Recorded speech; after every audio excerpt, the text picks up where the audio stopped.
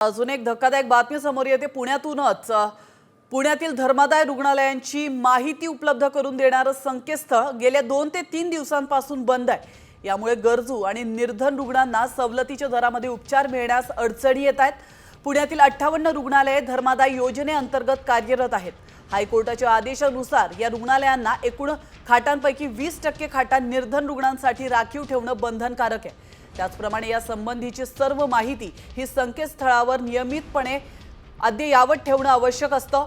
मात्र सध्या पुण्यातील हे संकेतस्थळ बंद असल्यानं रुग्णांना माहिती मिळणं कठीण झालंय। परिणामी अनेक गरजू रुग्ण उपचारांपासून वंचित राहत आहेत आणि सगळ्यात महत्त्वाची बाब म्हणजे गेले 2 ते 3 दिवस ही वेबसाईट बंद आहे, मात्र त्याकडे कोणाचंही लक्ष जात नाहीये। चॅरिटी कमिशनची जी वेबसाईट आहे ही गेल्या 4 दिवसापासून बंद आहे।